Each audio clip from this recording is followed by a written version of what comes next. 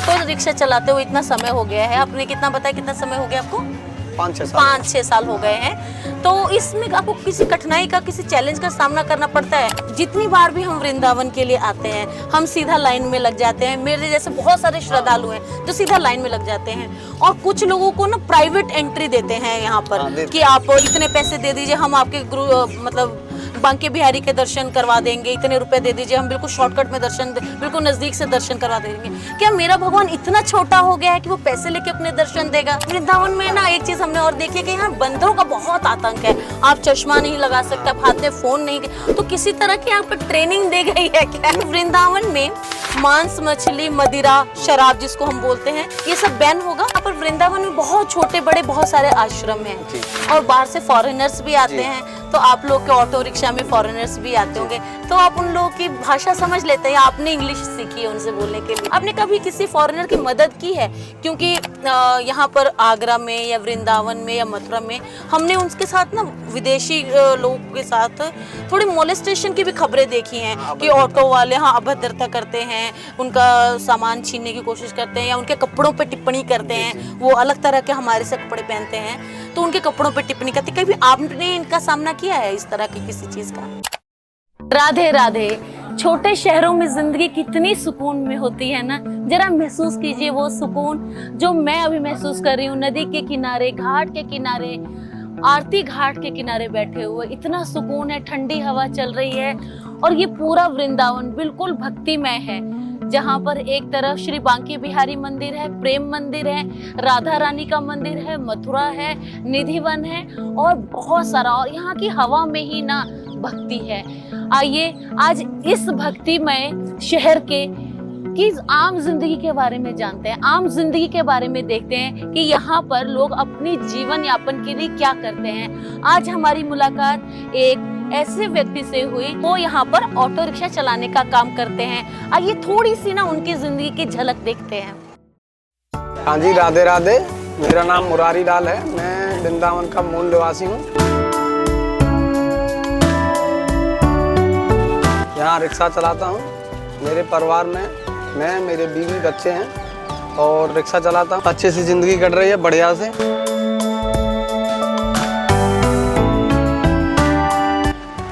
वृंदावन की पावन धरती में रहने का शुभ अवसर मिला है हमें। अच्छे से रिक्शा चलाते हैं, यात्रियों को घुमाते हैं बढ़िया से, कोई प्रॉब्लम नहीं है, और सब कुछ अच्छा चल रहा है। यहाँ कोई लूटपाट नहीं है, यात्रियों के लिए सब कुछ बढ़िया है। मंदिरों में बढ़िया से दर्शन होते हैं, सभी लोग प्रेम से दर्शन करते हैं, परिक्रमा करते हैं, और घाटों पे जाते हैं, बोटिंग करते हैं, जमुना मैया की आरती में शामिल होते हैं, और सब बढ़िया चल रहा है इस टाइम। राधे राधे। राधे राधे जी। क्या नाम है आपका? मेरा नाम मुरारी लाल है जी।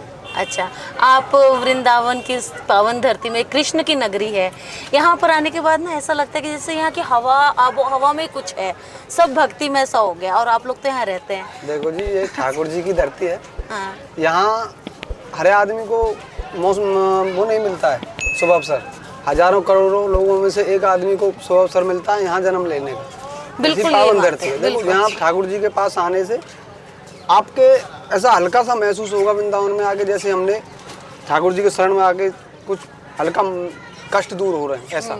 यहाँ आने का लोग बहुत आते हैं। हाँ बिल्कुल आते हैं। उसमें से 50% आदमी ऐसे होते हैं कि वास्तव में मन से आते हैं। हाँ। बाद बाकी लोग पिकनिक के मूड से आते हैं, पिकनिक बनाई और चले गए। अच्छा, एक चीज हम सुनते हैं ना कि जो बांके बिहारी हैं, अगर आप उनके मंदिर में गए और आपने कुछ मांगा, वो दर्शन, जैसे उनके दर्शन एकदम मांगे और खुले दर्शन हो गए, कहते हैं वो बांके बिहारी ने आपको दर्शन नहीं दिए, उससे आपको खुश नहीं होना चाहिए। इसके बारे में सुना अभी आपने? देखो, हम दर्शन जाते हैं, वो ठाकुर जी की इच्छा है।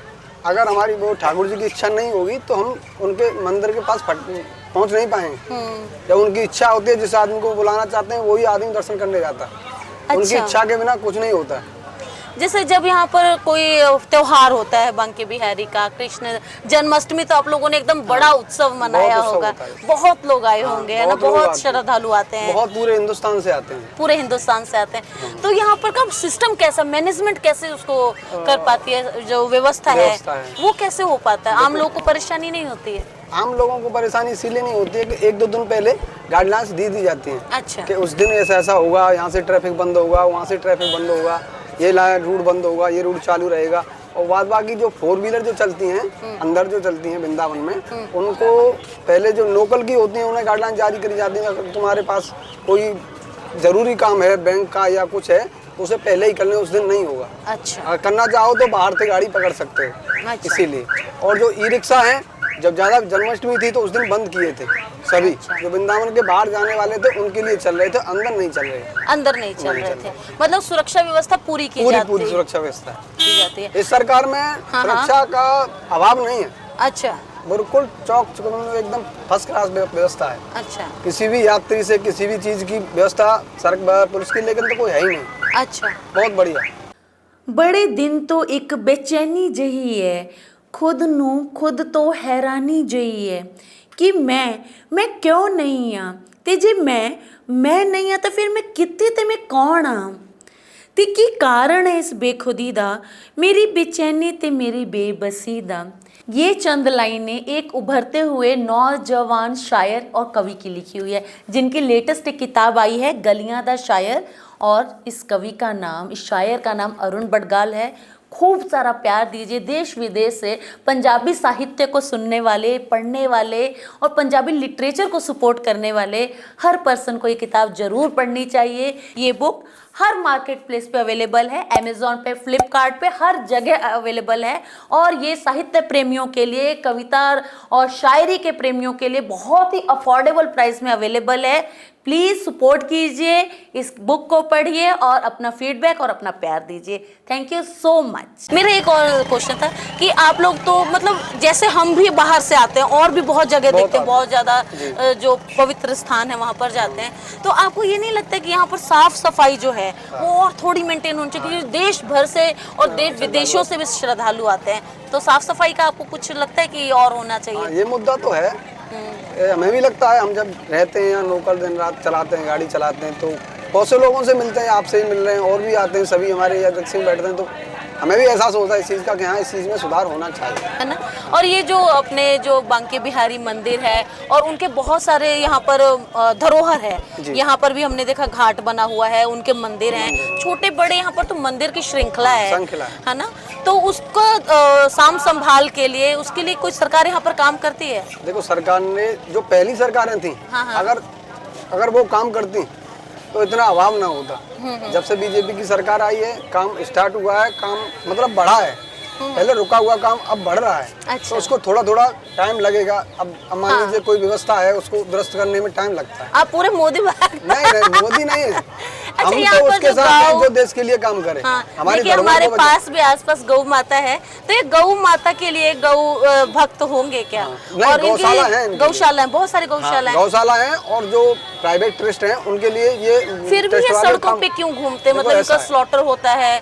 गौशाला भी है और जो प्राइवेट संस्थाएं, जैसे कोई अमीर आदमी जो खाने वाने के यहाँ वो चलाते हैं कैंपेन, पूरा परिक्रमा हमारे वृंदावन का 12 किलोमीटर का है। अभी तुम पूरे वृंदावन में घूमोगे तो जगह जगह आपको गाड़ियाँ मिल जाएंगी जो खाना बांटती हैं साधुओं के लिए। अच्छा। लोकल के लिए भी और साधुओं के लिए भी। अच्छा। एकदम फर्स्ट क्लास खाना। गौ माता के लिए कैसे? गौ माता के लिए वो वहाँ से चारा आता है चारा। तो जगह जगह जैसे गोल गोल जो चारा खाते हैं ना, वो बने हुए हैं, उसमें चारा डालते हैं तो गाय माता अपने आप खाती है। मतलब ये सड़क पे से ही नहीं घूमती रहती है, क्योंकि सड़क पे से घूमते रहने से इनका भी ना एक्सीडेंट का और इनकी वजह से ना गाड़ियों का भी एक्सीडेंट हो जाता है कई बार। वो तो खतरा बना रहता है। खतरा बना रहता है। आप इस ऑटो व्यवसाय में कब से आप ऑटो चला रहे हैं?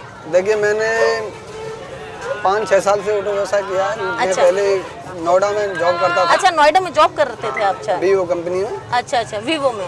तो वहाँ गया था, 12 घंटे की ड्यूटी थी। और बहुत डिसिप्लिन था। डिसिप्लिन था। हम गांव के लोग हैं, हम इतना डिसिप्लिन में कभी रहे नहीं है। अच्छा। तो इसीलिए हमें दिक्कत आ रही थी। अच्छा। फिर फैमिली हमारी यहाँ। अच्छा। हाँ, तो मेरे बच्चे भी हैं, 3 लड़की हैं। 3 लड़की हैं? हाँ, एक बेटा है। अच्छा, पढ़ाते हैं आप उन्हें? हाँ, पढ़ रहे हैं। अच्छा। सभी पढ़ रहे हैं। तो वहाँ से हम सब कुछ खत्म करके गाँव आए, वृंदावन आके ये रिक्शा काम। कितना कमा लेते हैं आप ऑटो से? ऑटो तो ठाकुर जी की कृपा है, 1000-1500 दिन का कमा लेते हैं। मतलब आपका अच्छा गुजारा चलता है? ऐसा नहीं है कि ऑटो वगैरह चलाने के लिए कुछ नियम भी होंगे, उनका पालन करते हैं? जी। देखो सबसे पहले तो लाइसेंस है। और जो वृंदावन में हमारे जो ई रिक्शा चलते हैं उनके लिए रूट है। अब जो चीर घाट से आपका मल्टी लेवल वाला रूट है, ये 3 नंबर रूट है। अच्छा। हाँ, और जो बिहारी जी से मतलब 3-4 रूट हैं, अपने रूट पर सभी रिक्शे वाले चलाते हैं। आपको ऑटो रिक्शा चलाते हुए इतना समय हो गया है, आपने कितना बताया, कितना समय हो गया आपको? 5-6 साल हो गए हैं। तो इसमें आपको किसी कठिनाई का, किसी चैलेंज का सामना करना पड़ता है? जब आप रूटीन में चलाते हैं तो आपको कुछ ना कुछ दिक्कत आती होगी, वो कौन सी दिक्कतें हैं जो आपको आती हैं? देखो, सबसे पहली दिक्कत तो जिंदगी में बिना दिक्कत तो कोई कुछ है ही नहीं। हाँ, बिना दिक्कत के कुछ नहीं है। दिक्कतें हैं इसलिए हम लोग काम कर रहे हैं। काम कर रहे हैं और फिर दिक्कत होती है, हमें सीखने को मिलता है। बिल्कुल सीखने को और मिलता दूसरी बात है, वृंदावन में सबसे बड़ी समस्या जाम की है। जाम की है, बिल्कुल। हाँ, सबसे बड़ी समस्या जाम की है। और जिस तरह से वृंदावन में डेवलप होना चाहिए, ओवरब्रिज बनने चाहिए, चौराहे को दुरुस्त करना चाहिए, और जो सड़क का जो काम है वो होना चाहिए, वो नहीं अभी हुआ है। अच्छा, मैंने एक चीज़ और वृंदावन में भी देखी है, ये रियल इशू है, मुझे ऐसा लगता है कि हर जगह डाइवर्जन है कि आप इधर नहीं जा सकते, उधर नहीं जा सकते। तो आप लोग को ऑटो रिक्शा मोड़ने के लिए या सीधे उसी रास्ते से जाने देने के लिए कुछ ब्राइब भी लेते हैं क्या, कि कुछ पैसे की मांग करते हो कि अच्छा ये वाला पैसा दोगे तो हम रास्ता खोल देंगे आपके लिए? पैसे की कोई डिमांड नहीं है। एक रिक्शा की समिति है, अच्छा जी, एक कमेटी मान लीजिए। अच्छा, वो कमेटी द्वारा निर्धारित जो रूट दिया जाता है हमें, उसी रूट पे चलाते हैं। आप दूसरे रूट पे नहीं चला अगर सकते? दूसरे रूट पे जाएंगे तो हमारा चालान होगा। अच्छा, चालान होगा 1000 का, 2000 का। तो इसके मतलब पुलिस वाले आपसे ऐसा कुछ ऐंठते नहीं है कि नहीं। किसी भी नाम पे कि लाइसेंस नहीं है, ये दिखाओ वो दिखाओ, उस नाम पे कुछ नहीं ऐंठते ऊपर से कोई कमाई नहीं है। अच्छा, जो है वो रूट, अगर गलत रूट पे हम गए तो उसके लिए हमारा चालाना हो सकता है। अच्छा। हाँ जी। एक चीज़ और बताइए कि जितनी बार भी हम वृंदावन के लिए आते हैं, हम सीधा लाइन में लग जाते हैं। मेरे जैसे बहुत सारे श्रद्धालु हैं जो सीधा लाइन में लग जाते हैं, और कुछ लोगों को ना प्राइवेट एंट्री देते हैं यहाँ पर कि आप इतने पैसे दे दीजिए, हम आपके मतलब बांके बिहारी के दर्शन करवा देंगे, इतने रुपए दे दीजिए, हम बिल्कुल शॉर्टकट में दर्शन, बिल्कुल नज़दीक से दर्शन करवा देंगे। क्या मेरा भगवान इतना छोटा हो गया है कि वो पैसे लेके अपने दर्शन देगा? देखो, पहली बात तो ये है कि हम अगर अपने दिल से सोचें, हाँ जी, कि हम अगर पैसा दे रहे हैं तो हम भगवान को खुश करके हमारा भगवान ज्यादा भला करेगा। हाँ जी। ऐसा नहीं है। हाँ, अगर हम भगवान के लिए कुछ पैरों से, हाथ से, शरीर से कुछ कष्ट करेंगे जभी तो हमें कुछ मिलेगा। बिल्कुल। मतलब आपकी नजर में भी एक गलत है कि पैसे लेके और इधर उधर से उनको पहले लाइन में लगा देना, क्योंकि अगर भगवान जी को दर्शन आप करने के लिए आए हैं तो आप आराम से जाके कीजिए। ज्यादा पैसे देके आप दर्शन कर लेंगे, उसका कोई खास लाभ आपको जिंदगी में नहीं होगा। वो बात भी जरूरी है, लेकिन देखो, जो आदमी की, जो सामने वाला दर्शन करना है उसकी भी गलती है जी। हमें, अब हम दर्शन करने आए हैं, बिल्कुल, तो सामने वाला तो लेने के तैयार हो जाएगा, लेकिन तुम्हें सोचना है कि मैं दर्शन करने आया हूँ, थोड़ा कष्ट हो जाएगा मुझे लाइन में, तो कुछ जा नहीं रहा है, मैं भी लाइन से दर्शन करूंगा। बिल्कुल। लेकिन लोग नहीं मानते। आपको नहीं लगता है कि इसको कमर्शियलाइज कर दिया गया है कि आप पैसे दीजिए और दर्शन लीजिए फ्री में? वो दोनों तरफ से होता है मैम। अब मान लीजिए कोई एसी गाड़ी वाला अगर आया, अब वो कह रहा है कि भाई हमें इतनी देर नहीं खड़ा होना है और हमें तो प्राइवेट में दर्शन करने या पैसे दे के दर्शन करने, तो सामने वाला वो मना नहीं करेगा जब तुम पैसे दे रहे हो। कुछ हमें भी सोचना पड़ेगा, जब वहाँ जा रहे हैं तो हमें देखना पड़ेगा कि हमें ये ब्लैक मनी बंद करनी है या कोई चीज़ बंद करनी है, तो खुद हमें पहले सुधरना पड़ेगा। बिल्कुल। मतलब राधा रानी, बांके बिहारी हमारे इतने पैसों के लिए नहीं है कि आप आके सोने की वो चढ़ा दीजिए, कुछ भी चढ़ा दीजिए तो आपको ज्यादा फल मिलेगा। वो मन का भाव देखते हैं। भाव देखिए, भाव से बढ़कर कुछ नहीं है। भाव के बस में है भगवान। बिल्कुल, भाव के बस में। अगर तुम्हारे दिल में भाव है, सच्चे मन से अगर तुम आए हो तो पैसे मन चढ़ाओ, पर कुछ मन चढ़ाओ। अगर तुम्हारे भाव है तो अच्छे से सुनेंगे और जरूर सुनेंगे। बिल्कुल बिल्कुल। अगर तुम आए गाड़ी से, पैसा दिया पुजारी को 500 रुपये ले, हमें दर्शन करा दे, और तुम दर्शन किए हो, बस अपना चले गए। आपने अपना काम सही से नहीं किया, आपने अपना ऐसे टाल दिया कि हम आए और चल दिए, एहसान जैसा कर दिया कि मान के हमने बांके बिहारी के दर्शन करे आए। ऐसा लगता है ना कभी हाँ चले जाएंगे, कभी जाएंगे, तो चले गए, हमने कर दिया भाई हमारा काम खत्म। ये भी ऐसा नहीं है, जब बांके बिहारी की इच्छा होगी तो वो आपको बुलाएंगे। हाँ। और आप खुले मन से भक्ति भाव से दर्शन कीजिए, शॉर्टकट में नहीं कीजिए। बिल्कुल। और वृंदावन में ना एक चीज हमने और देखी कि यहाँ बंदरों का बहुत आतंक है। आप चश्मा नहीं लगा सकते, आप हाथ में फोन नहीं, तो किसी तरह की आप ट्रेनिंग दी गई है क्या? नहीं, ऐसा नहीं है। देखिए, ऐसा है कि जो बंदर हैं, इनको जो पहले से थोड़े थे तो वो पहले स्टार्ट किए, अब जो उनकी जो प्रजाति बढ़ती जा रही है, बच्चे नए वो बड़े से सीखते हैं, इसीलिए अब पूरे वृंदावन में ये ट्रेंड है कि तुम मोबाइल नहीं ले सकते हाथ में, या अनार में गमछा हुआ, और सर्दियों में टोपा हुआ, चश्मा हुआ, पर्स हुआ, अभी बहुत परेशानी। हम जो तो यात्रियों को ले पहले बता देते हैं भैया ये सामान फ्रूटी है। मुझे तो ऐसा लग रहा था जैसे यहाँ पर ना बंदरों के नाम पे फ्रूटी का व्यवसाय ही चल पड़ा है। व्यवसाय नहीं, उनको ये अच्छा लगता है। अच्छा। इसीलिए वो लेके और तुम्हारी कोई चीज ले गए हैं तो फ्रूटी आप दे दोगे तो वो तुरंत गिरा देते हैं। मतलब बंदरों ने भी हम इंसानों से बहुत कुछ सीखा, लालच तो एटलीस्ट सीख ही लिया। सही बात। यहाँ पर वृंदावन में मांस, मछली, मदिरा, शराब जिसको हम बोलते हैं, ये सब बैन होगा? देखिए जी, यहाँ वृंदावन में जब से बीजेपी सरकार आई 2014 से जी, जब से देखिए शराब के ठेके हाँ जी, और मीट हाँ, और भांग के ठेके, अच्छा ये सभी वृंदावन से बाहर हैं। अच्छा, अगर बंद कर दिए गए पूरी तरह उससे से पहले चलते पूरी थे। तरह से बैन है। अच्छा। अगर कोई दिन में या रात में लाता हुआ, खाता हुआ, बेचता हुआ कैसे भी पकड़ लिया तो उसको तुरंत कार्रवाई होगी। लेकिन कार्रवाई मेरे हिसाब से नहीं करनी चाहिए, क्योंकि ये लोगों का अपना मतलब मानना है, उनकी अपनी भक्ति है कि वो क्या खाना चाहते हैं, क्या पीना चाहते हैं। फिर भी अगर सरकार का कंट्रोल है तो ये अलग है। नहीं देखिए जी, ऐसा है, देखो सनातन धर्म को लोगों ने टुकड़ों में बांट रखा है। हाँ बिल्कुल, समझो। तो मैं तो तुमसे जानकार नहीं हूँ, एक चीज कहना चाहूंगा, जो मुस्लिम लोग हैं अपनी मस्जिद के पास न तो मीट बेचेंगे, हाँ, न दारू की दुकान होगी। हाँ, सुअर का मीट नहीं बेचेंगे और न शराब की दुकान। हाँ बिल्कुल, ये चीज हमने भी देखी। ये चीज हमें समझनी चाहिए कि हमारा जो सनातन धर्म है वो बहुत पवित्र है, बहुत पहले से है। कोई ये आसपास भी नहीं भटकते जो कुछ है।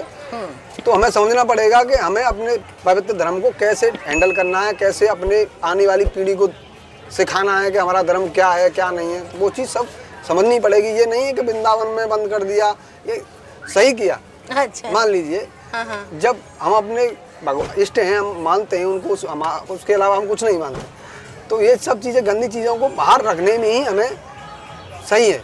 यहाँ पर वृंदावन में बहुत छोटे बड़े बहुत सारे आश्रम हैं और बाहर से फॉरेनर्स भी आते हैं। तो आप लोग के ऑटो रिक्शा में फॉरेनर्स भी आते होंगे, तो आप उन लोगों की भाषा समझ लेते हैं? आपने इंग्लिश सीखी है उनसे बोलने के लिए? नहीं देखिए जी, हम 12 पास किए हमने। अच्छा। थोड़ा इंग्लिश समझते हैं। अच्छा, उतना हमें आती है कि मतलब उसको मेंटेन कर लेते हैं, भाड़ा कहाँ जाना है, लोकेशन वगैरह मोबाइल में वो सब देख के उन्हें पहुँचा देते हैं। अच्छा, विदेशी देख के आप लोग ज्यादा चार्ज करते होंगे उनसे? नहीं, ऐसा नहीं है। ज्यादा पैसे ऐंठ लेते होंगे नहीं। कि ये तो विदेशी है, इसको क्या पता चलेगा? नहीं, वो देखो हम तो दिन में चलाते हैं। अच्छा। अगर कोई हमें दिन में मिला बाई चांस तो मान लीजिए 19-20, बस ज़्यादा नहीं। आपने कभी किसी फॉरेनर की मदद की है?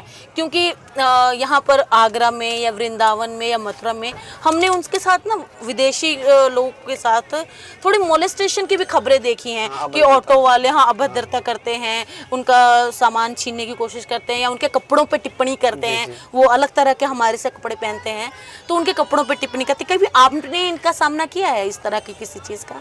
नहीं मैम, देखो मुझे 5-6 साल हो गए यहाँ वृंदावन में चलाते, ऐसे मैंने ना कोई केस देखा है यहाँ वृंदावन में। अच्छा जी, वृंदावन में? हाँ, वृंदावन में नहीं देखा है। अगर बाहर होते होंगे तो मुझे बाहर तो होते ही हैं। हाँ, आजकल देखिए कोलकाता में कितना बड़ा केस हुआ है। अलग चीज है। आप लोग जानकारी रखते हैं कि देश में क्या हो रहा है? न्यूज देखता हूँ शाम को 1 घंटे। अच्छा, देखते हैं आप। यहाँ पर जो पुजारी हैं और इतने सारे आश्रम हैं छोटे बड़े, और पुजारी भी की संख्या भी यहाँ पर और जगहों के मुकाबले में बहुत ज़्यादा है। तो ये सचमुच भक्ति में रहते हैं या फिर बस escape की कहीं से बस अपना घर बार छोड़ के बस आ गए कि खाना पीना मिल रहा है? ये सचमुच ये भक्ति में लीन रहते हैं? देखो ऐसा है, या दोनों तरह के? दोनों तरह के लोग होते हैं। अच्छा। वो प्रभु ने कहा है कि जैसी रही भावना जैसी।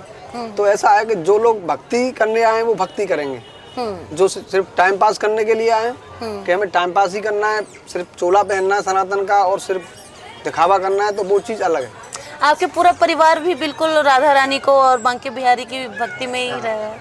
जी, हर शुक्रवार को हमारा परिवार हम पूरे वृंदावन की परिक्रमा करते हैं, ठाकुर जी के दर्शन करते हैं। मैं तो इतना कहना चाहूँगा अपने यहाँ वृंदावन से कि जो लोग यहाँ रिक्शा चलाते हैं या और कोई व्यवसाय ऑटो वगैरह, उनसे ये कहना चाहूँगा थोड़ा यात्री से मतलब जैसे मान लीजिए आप मिले, हमें सही से बर्ताव करना। अगर बात बन रही है ले जाने की तो ठीक, नहीं बन रही है तो भी राधे राधे। हाँ बिल्कुल, ऐसा ना लगे दूसरे यात्री को कि भाई हमसे ये अभद्रता कर रहा है कि यार ऊंचे जवाब में बात कर रहा है। हाँ, ये भी हमने, क्योंकि हमारा यहाँ का इमेज खराब होता है और वहाँ दूसरी जगह जाता तो अच्छा नहीं लगता। बिल्कुल आप सही कह रहे हैं, बिल्कुल सही कह रहे हैं। अपने कल्चर को लेकर, अपने देश को लेकर, अपने शहर को लेकर हर एक को बहुत मतलब बोलते हैं ना प्राउड फील करना Proud feel चाहिए। करना चाहिए। ऐसा नहीं होना चाहिए कि आपके शहर के बारे में, आपके बारे में गलत धारणा कोई जाए। गलत धारणा जाए। बिल्कुल, आज हमारे अपने वृंदावन के बारे में बहुत कुछ बताया है, मैं आपकी बहुत आभारी हूँ। राधे राधे राधे राधे। राधे।